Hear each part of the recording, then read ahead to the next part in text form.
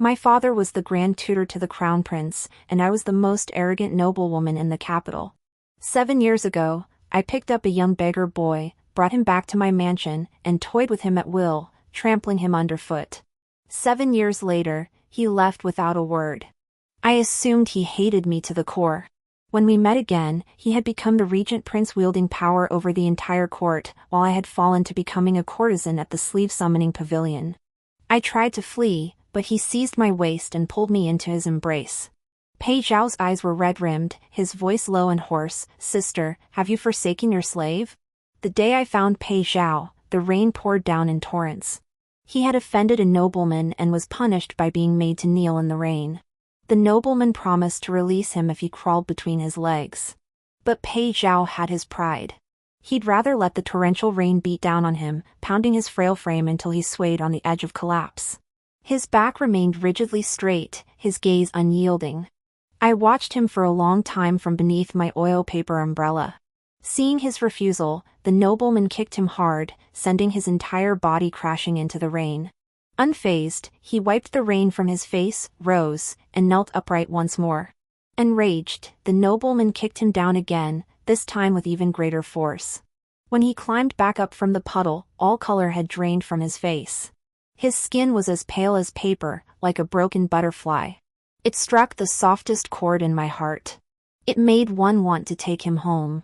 To toy with him recklessly, to trample him without restraint. Just as the nobleman prepared to deliver the third kick, I urgently called a halt. Another blow would ruin him completely. What fun would that be? The world knew me as arrogant and tyrannical. Even with a face of demonic beauty, capable of bewitching countless souls, no one dared approach. The nobleman's face turned ashen the moment he saw me, fleeing in panic. In that instant our eyes met, his obsidian gaze seemed to shimmer with light, clear as a mirror. A surge of emotion erupted within me, igniting a fiery passion. Suppressing my inner ecstasy, I flicked my prayer beads, my calm voice betraying unchecked desire. "Will you come with me?" His gaze wavered as he studied me for a long moment. His Adam's apple bobbed as he swallowed hard. "Sister, I will." A smile curved my lips as desire blossomed like fireworks, bursting in clusters within my heart. A wicked seed deserves a wicked seed. A perfect match. From the moment I first laid eyes on Pei Zhao, I knew he was destined to be my captive. His resilience and stubborn defiance only fueled my urge to destroy. And my favorite pastime was to strip away his last shred of dignity bit by bit, trampling his flesh and blood. Watching his expression of pain and restraint brought immense satisfaction to my spirit. In the bedroom, I thoughtfully tied silver bells to his bare waist with red cords, and another to his right ankle. He was bound to the bed, struggling to break free. The silver bells tinkled melodiously with each convulsive movement, their sound lingering sweetly. I approached him. His eyes locked on mine, bloodshot and blazing with fury. If I ever escape this hellhole. My finger pressed against his lips. The warm touch sent a jolt of electricity through his body. The demon within me stirred restlessly, yearning to be unleashed. I leaned closer, tracing his lips with my fingertips while my other hand roamed his body, teasing and tantalizing. Fear crept into his eyes, his chest heaving with fury, even his skin flushing pink. I was satisfied. A smile played at my lips as I breathed warm air against his ear. "If you ever escape this hellhole." I deliberately brushed the tip of my hair across his cheek, my smile growing brighter. "You'll kill me, won't you?" He was like a frightened rabbit, desperately trying to break free, the chains clanking loudly. "Aw." I sighed. "All these years, and you still haven't learned your lesson." Then, with my fingertip, I traced a gentle circle over his sensitive spot. He froze, collapsing heavily onto the bed, silent as death. How pitiful he was. Yet I loved him even more. My tyranny was already notorious throughout the capital. When I brought Pei Zhao back to the Grand Tutor's residence, no one dared to dissuade me. Their pleas were futile, besides being ignored or rewarded with lashes, they gained nothing. Better not to try at all. After bringing Pei Zhao home, I met Crown Prince Liu. Since childhood, I've feared nothing under heaven except the gentle Liu. I dreaded his disappointment. Like a thief caught in the act, I instinctively clutched Pei Zhao's hand, stammering an explanation. He had nowhere to go. I felt sorry for him. That's why I brought him back to the mansion. Li Yu remained silent, only gazing deeply at me. Standing beneath the courtyard gate, clad in a moonlight silver robe, his tall, jade-like figure held a sorrowful, pitying gaze that concealed too much for me to fathom. His silence made my heart sink deeper. Just as I was about to flee, his eyes fell upon the pendant ring on Pei Zhao's body. Calmly, he said, "He is no ordinary fish in a pond. You cannot keep him." My heart trembled, and I tightened my grip on Pei Zhao's hand. "He is still young. Leave him be. Keep him by your side for a few years to nurture him. Only then will you have no regrets in the future." I lowered my eyes and murmured my agreement, yet a wicked thought took root in my mind. I would mold Pei Zhao into a patient, cunning wolf. After much deliberation, I sought out Grand Tutor Gu, a former colleague of my father's at the Imperial Academy, now retired. Having him teach Pei Zhao was the perfect solution. Fortunately, Pei Zhao did not disappoint. He was quick-witted and a rapid learner. Within a mere month, he earned Grand Tutor Gu's admiration. Whenever Grand Tutor Gu spoke of Pei Zhao, he would stroke his beard and laugh heartily, openly praising, "Pei Zhao is the most brilliant student I've ever taught, second only to the Crown Prince." Seeing Pei Zhao receive Grand Tutor Gu's affirmation, a sense of pride welled up within me. 5 years were enough for a sapling to grow into a towering tree. And my Pei Zhao had blossomed into a youth as sturdy as pine and as resilient as bamboo. His features were exquisite, his form slender, a rare beauty in this world. I wanted him. That night, I pushed him down onto the bed. He didn't struggle, his dark eyes filled with disbelief. For these 5 years, I never crossed the line. I played the role of the devoted elder sister, tending to his every need. I responded to his every request, ensuring nothing went unattended. From his initial deep distrust of me, he gradually grew dependent. Finally, he saw me as his salvation in the darkness. Even now, as I pinned him to the bed, he still couldn't believe I would do such a vile thing to him. "Sister." His wet eyes looked at me, trying to stir my conscience and pity. Little did he know, that very word sister awakened the long-dormant demon within me. 5 years felt like an eternity. I yearned to ravage him, to devour him whole. There he lay before me, robe half open, hair disheveled, skin flushed crimson. A feast awaited the revelry. I tucked his sweat-dampened hair behind his ear, a flickering red candle burning beside me. When my palm settled over his undergarment, his body flinched imperceptibly. With cool fingertips, I teased his clothing, inch by inch, probing deeper as I plundered. He finally realized I would never let him go. Like a frightened fawn, he suddenly reached out to push me away. But he was destined to fail. For the water he had just drunk was laced with a bone-softening powder. It could not be reversed within 12 hours. During this time, I could take whatever I desired, reveling in unrestrained passion. A devilishly triumphant smile spread across my face. Pei Zhao was simply too beautiful. I wanted to spare him, but my body refused to comply. He lay helpless on the bed, glaring at me with such intensity it felt like he could bore a hole through me.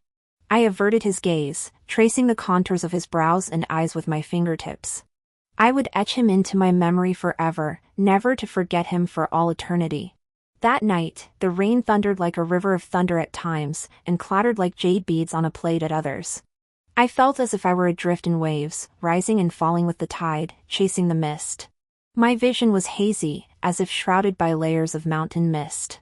Through the sparse smoke, I strained to see his features, yet they remained blurred. A whisper echoed in my ears, someone was calling my name. Outside, the wind raged and rain lashed, scattering pear blossoms across the ground. Dawn broke. Awaking from the bed, Pei Zhao still slept deeply. Seeing the mottled red marks upon our bodies, my heart swelled with joy. I dressed myself and departed calmly. Then I returned, bringing silver bells and chains. After securing his hands and feet to the bed's 4 corners, I fastened the bells to his ankles. Suddenly, his eyes snapped open. His gaze flashed with shame and fury. Now somewhat recovered, he strained with all his might, making the ankle bells clang loudly.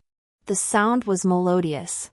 His normally fair, handsome cheeks flushed crimson with shame and fury, revealing a vulnerable, almost vulnerable look. I restrained my inner impulse, picked up the bowl of white porridge from the table, and carefully fed him. But he showed no gratitude. His eyes blazed with rage as he shouted, "Get out!" His chest heaved with fury. I set the bowl down and placed my hand on his chest to soothe him. Unexpectedly, this only poured fuel on the fire, pushing his rage to its peak. Before I could react, he viciously bit down on my wrist, as if intent on tearing a chunk of flesh from me. SSHHH, I sucked in a sharp breath and swiftly slapped him across the face. A clear handprint bloomed on his cheek. I viciously gripped his jaw, my voice icy. "If you ever act this way again, I'll toss you to the snakes at She Mountain." Held fast by my grip, he could only glare at me with reddened eyes. I struck him again, my tone even harsher. "You're nothing but the son of a fugitive criminal minister. If you die, no one will care." After that incident, my relationship with Pei Zhao plummeted to freezing point. I assigned only one capable servant to attend to him personally. After all, with his hands and feet chained by me, he was quite inconvenienced on his own. From then on, I rarely visited his courtyard. His hatred for me reached its peak. Each time I came, the venom in his eyes deepened. As I prepared to leave that day, "Qi Yuan." His voice was icy, his eyes filled with venom. This was the first time he'd spoken to me of his own accord since I'd taken him. His eyes were red-rimmed, veins bulging on his forehead. His knuckles were white from clenching his fists as he stiffened his neck and declared, "If you don't kill me now, when my power grows, I will have you cut into 1,000 pieces and boiled in oil." Meeting his gaze, I laughed until I trembled, tears streaming down my face. "Very well, Pei Zhao. I'll wait for the day your wings grow strong enough to claim my life." With that, I swayed gracefully and departed unhurriedly. The silver bells jingling behind me grew faint and distant. The palace was preparing for the annual 100 Flowers banquet. I've always been arrogant. If not to please others, then for myself, I must dress splendidly. What I never expected was that Pei Zhao, who now despises me to the core, would send a servant to seek me out. And with the most pathetic excuse, he missed me. Very well. If he misses me, I naturally miss him too. I had Shui Tao remove every vermilion hairpin from my head, then selected a sheer, alluring gauze gown before heading toward Pei Zhao's courtyard. Without my care, his days must have been difficult. In just half a month, he had grown noticeably thinner. His already loose robes now hung loosely on him. His brows furrowed slightly, his gaze tinged with reproach. "Yuan, you've come." That single sentence instantly shifted the power dynamic, leaving me feeling utterly passive. I could only nod awkwardly. My desire to toy with him vanished in an instant.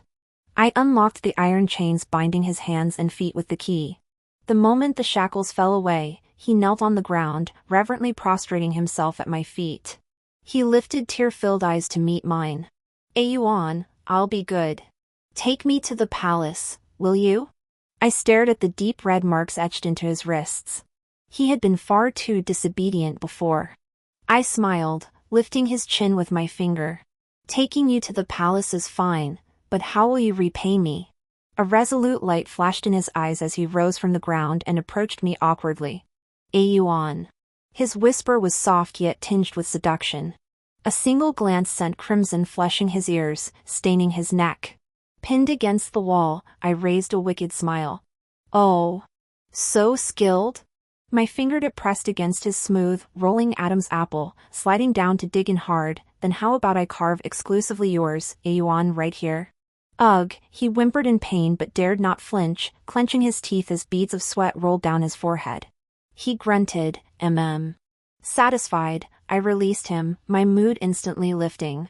Looking at the docile, obedient Pei Zhao before me, now as meek as a puppy, there was not a trace of his former aloof arrogance. His immaculate white robes begged to be trampled and ravaged.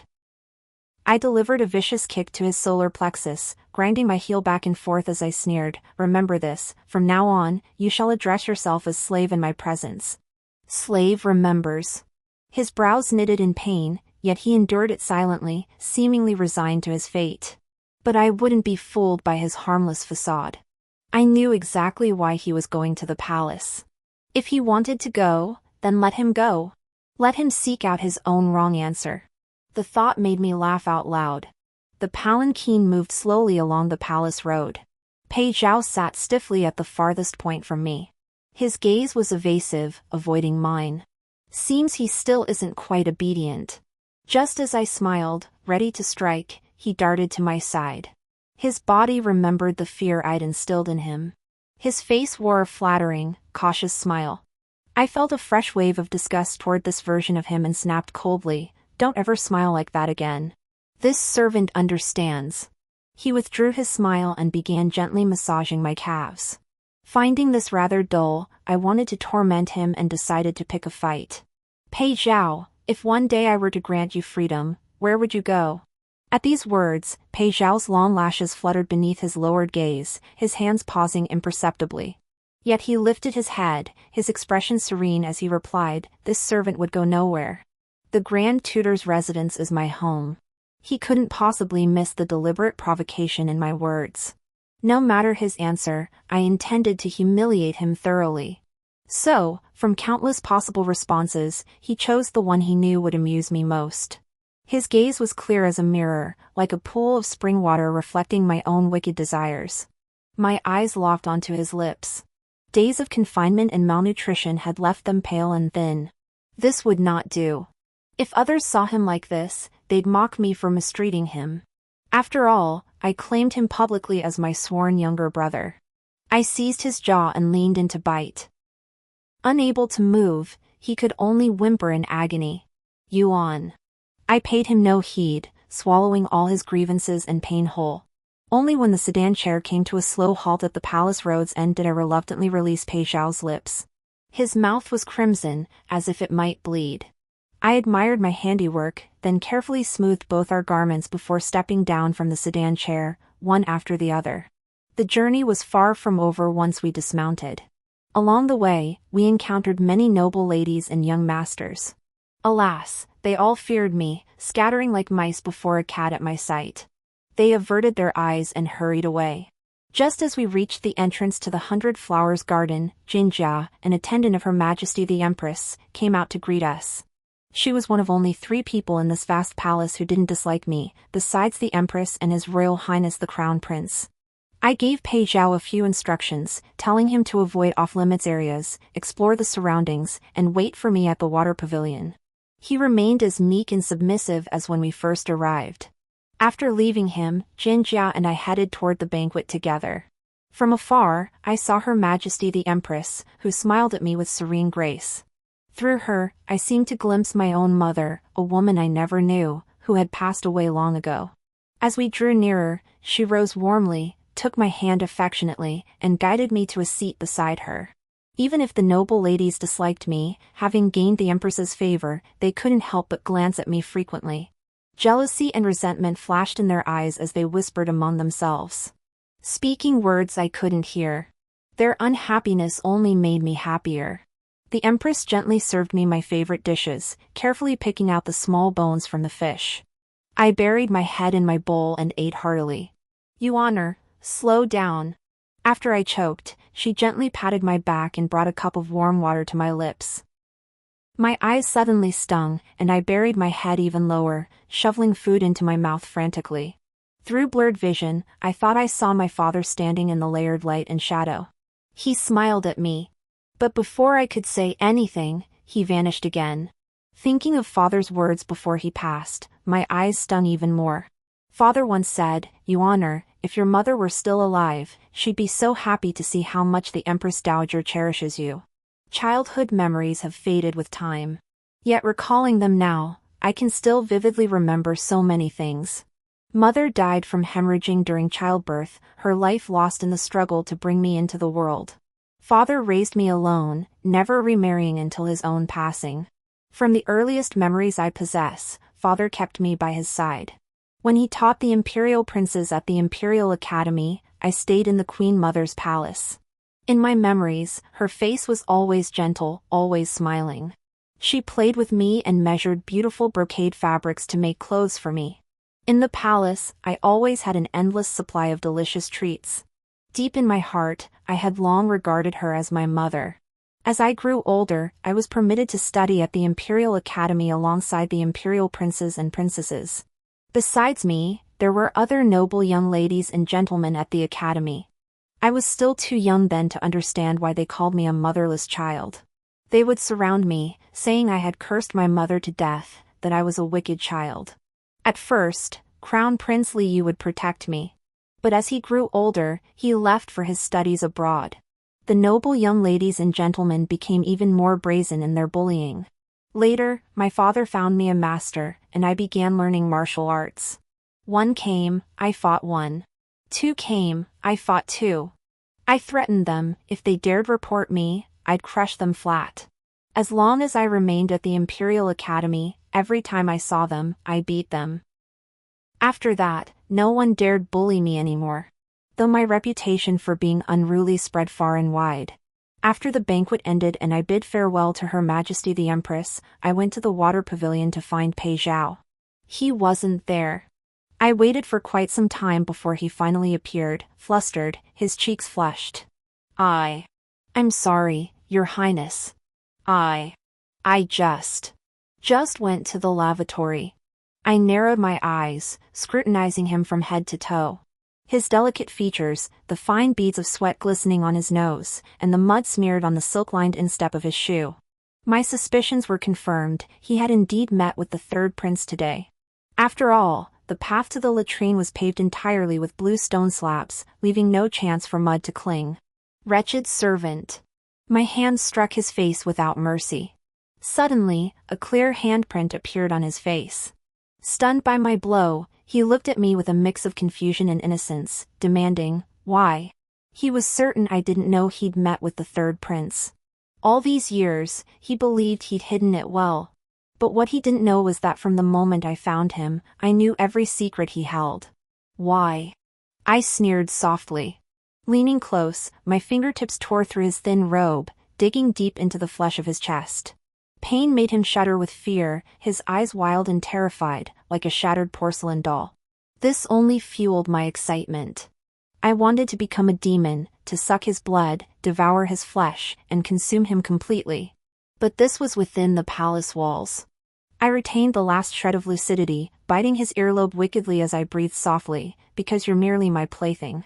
Playthings don't need dignity, and a master doesn't need a reason to discipline his plaything, Understand? After returning from the palace, Pei Zhao changed. He transformed so drastically I barely recognized him. Before, he was like a hedgehog, tense and ready to strike whenever he saw me. But now he was different. He began to play power games with me. He sheathed his sharp edges, retreating to advance, starting to depend on me like a puppy. This new act of his, however, only bored me. I began to despise him, to distance myself. I stopped seeing him altogether. I unshackled him, setting him free. But he panicked.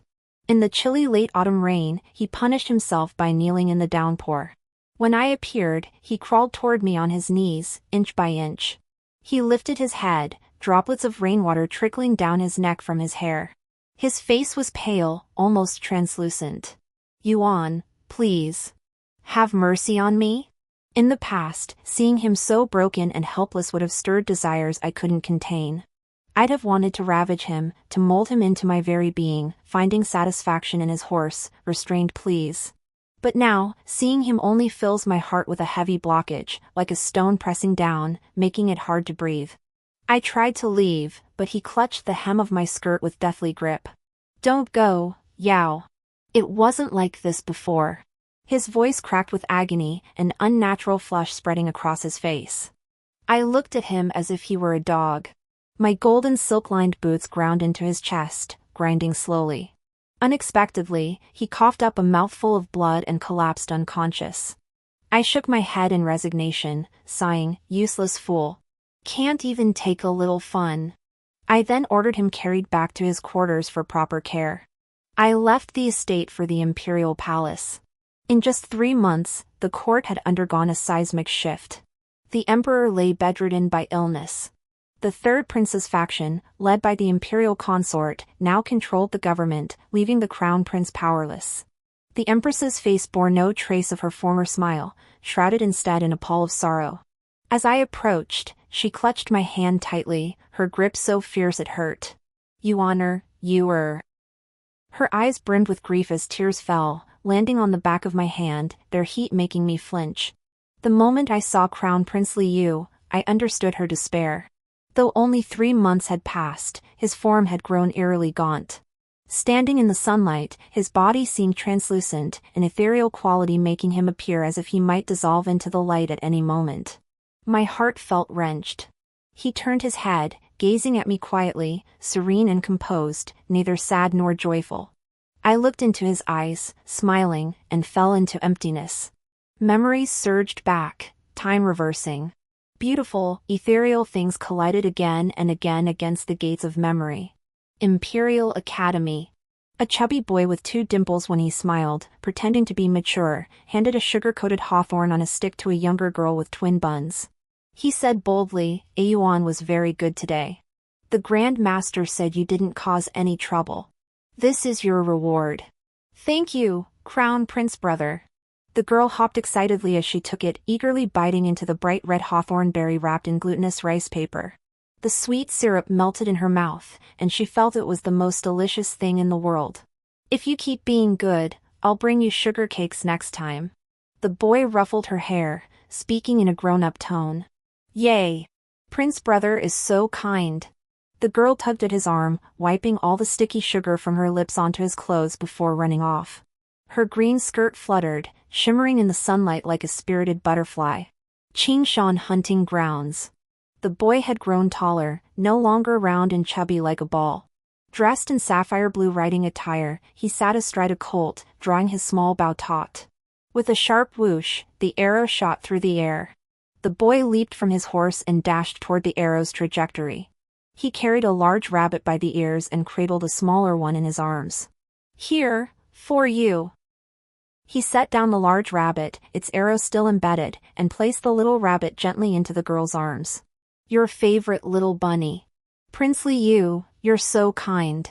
The scene shattered violently, then reassembled. Liu had grown into the description in the book, a noble youth, with jade-like ears and hair like stars. A delicately carved little boy entered carrying a bowl of sweet soup. "Brother Liu, drink your soup." The scene shifted abruptly. Liu suddenly coughed up a mouthful of blood. The vivid crimson stained his moon-white robes red. "Qi Yan, leave the palace. Go to Jiangnan. Never return." A cold, clear voice pulled me back to reality. Meeting Liu's gaze, an endless wave of bitterness welled up in my heart. Had it not been for that sweet soup Pei Xiaowan brought him that day, might he have lived 100 years? He should have had a bright future, destined to be the crown prince of Great Ye. Yet now, he flickered like a candle in the wind, his life nearly extinguished. Liu had been poisoned. The medicine in Pei Xiaowan's sweet soup came from the imperial consort. General Pei belonged to the imperial consort's maternal clan. The emperor had few heirs. The second prince died young, leaving only the crown prince and the third prince. Liu was proclaimed crown prince before his first birthday. That same year, the second prince died within 3 months of birth. The following year, the imperial consort gave birth to the third prince. Since then, no other male or female heir had been born in the palace. The emperor's health steadily declined, yet the imperial physicians could find no abnormal diagnosis. By the time Liu reached 14, the emperor intended to name him heir apparent. Liu's appointment as crown prince had already earned him the consort's enmity. To secure a future for her own third prince, she bribed Liu's personal wet nurse to administer slow-acting poison in his food daily. By the time Liu reached 14 and the emperor intended to name him heir, the imperial consort panicked completely. Resolving to go all out, she took a tremendous risk, using Pei Xiao as a pawn to eliminate him once and for all. What she never anticipated was that Liu, having narrowly escaped death, clung to half a life, though it would not last long. When her plot was exposed, she was ordered to commit suicide. As one of the emperor's 2 remaining sons, the third prince was spared punishment. Later, as the third prince grew in power, the court factions divided into the crown prince's faction and the third prince's faction. My father became entangled in this inexplicable power struggle. My father was classified as part of the Crown Prince faction, while General Pei was labeled as part of the Third Prince faction. The emperor, wary of the 100,000 troops under General Pei's command, sought to eliminate him. My father became the emperor's tool to carry out this task. General Pei was beheaded, and his entire household was confiscated and exiled. Pei Zhao, however, was fortunate enough to escape during the exile journey. Once the rabbit was caught, the hunting dog was cooked. With General Pei fallen, my father was no longer needed. Soon after, my father was implicated in a corruption case. Imprisoned in the dungeon for barely a month, he succumbed to a plague and died. The emperor, grateful that my father had raised a benevolent and wise crown prince, permitted me to remain in the Grand Tutor's residence. Finally, fate's twists brought me face to face with Pei Zhao, disguised as a beggar. Back at the Grand Tutor's residence, the servant tending to Pei Zhao told me his fever wouldn't break. In the end, I couldn't bring myself to ignore him. Lifting the bed curtains, I found him eyes tightly shut, cheeks flushed crimson, trapped in a nightmare, his hands flailing in the air. I pressed my fingertips to his lips. Like parched earth receiving long-awaited rain, his arms instinctively pulled me forcefully into his embrace. His body burned like a furnace, even through layers of clothing, I could feel his intense heat. Ah yow, his hoarse murmurs melted my heart. His consciousness was already hazy from fever, like a stumbling fawn, clinging to me, greedily drawing coolness from my body. By the late hours of the night, his fever gradually subsided. As he regained a sliver of lucidity, his gaze grew hazy. His fingers wandered restlessly over my skin, plucking every string of my being. I plunged into a waterfall, sank into mud, and rose and fell amidst surging waves. Wave upon wave crashed over me, each one more intense than the last. I surfaced and sank in the deep sea, drowning. The next day, daylight flooded the room. His fever had completely subsided. When he slowly opened his eyes, I discovered his gaze was unexpectedly clear. Yuan 3 days later, a long tolling bell sounded from the direction of the imperial palace. A palace spy brought news: the third prince had staged a coup, forcing the crown prince and empress into house arrest. Pei Zhao left without a word. Before I could send the secret letter, a group of sword-wielding guards stormed into the Grand Tutor's residence. The Grand Tutor's estate was ransacked, and I was sold off to the Xiaozhao pavilion. Fortunately, my skills and fair features allowed me to keep a low profile. The madam permitted me to work as a pure courtesan.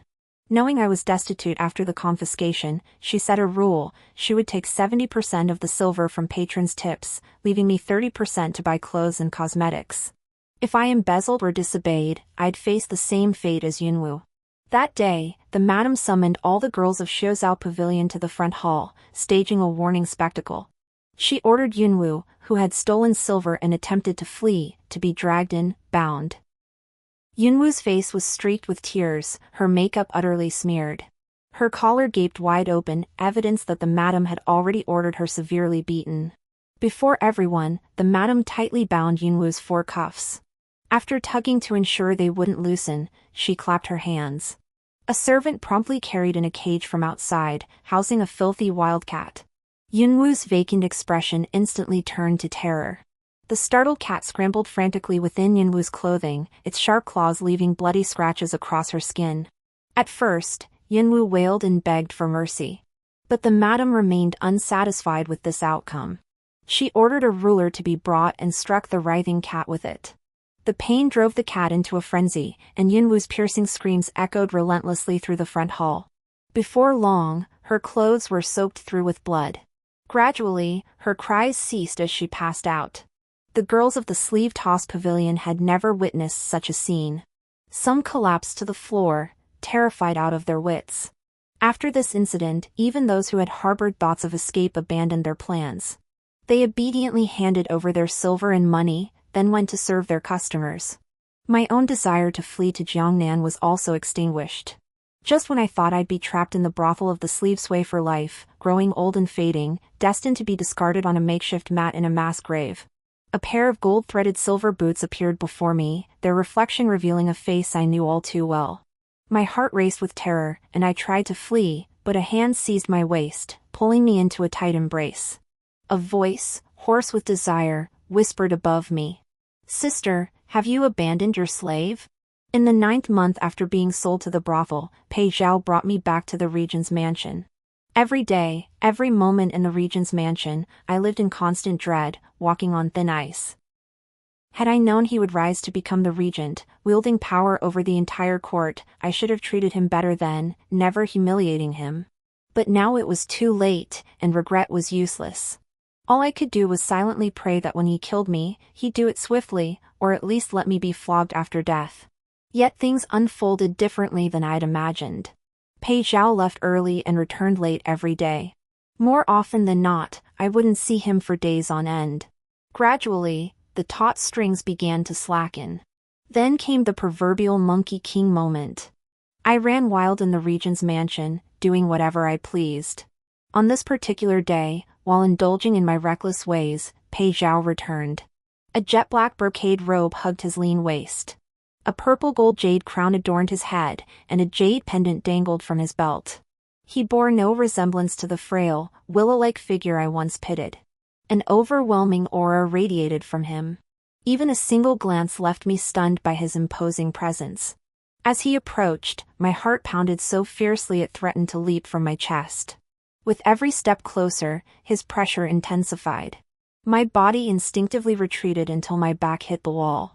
With nowhere left to go, I felt like crying but couldn't. He braced his hand against the wall, trapping me in the confined space. His gaze was dangerous and fierce. Yuan, no. His devilishly bright eyes were tinged with desire. Or should I call you sister? Something exploded in my mind. As I pondered, the world spun. A cold, bony hand suddenly gripped my waist. My entire body went numb, turning to putty as I fell into his embrace. Raging desire fermented and roared within me. In the final moment of surrender, I sprang up and shoved him away with all my strength. Regaining my composure, I stepped back, smoothed my clothes, narrowed my eyes, and asked calmly, "You're not going to kill me for revenge?"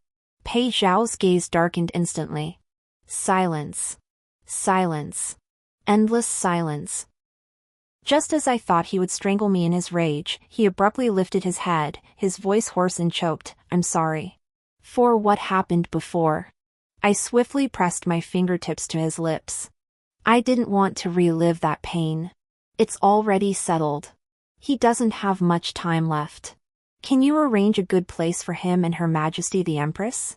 Our eyes met, his gaze clear as a mirror. He clasped my hand, his brow relaxing. I've already made arrangements for them. Moreover, there is now a cure for the deep-seated illness within him. He will not cause you sorrow. In that moment, it felt as though the towering mountains of sorrow piled up within me over the years had come crashing down. Body, mind, and soul found liberation at that instant. I threw myself into Pei Zhao's embrace and wept uncontrollably. My sobs shook the heavens and earth, sending birds and beasts scattering in terror through the forest. When I had cried my fill, I wiped my snot and tears onto his robe. He showed no annoyance. Suddenly, my body lifted off the ground. He grinned like a fox that had gotten its way, leaning down to tease, "Sister, do you like the bell?" "No, End of story.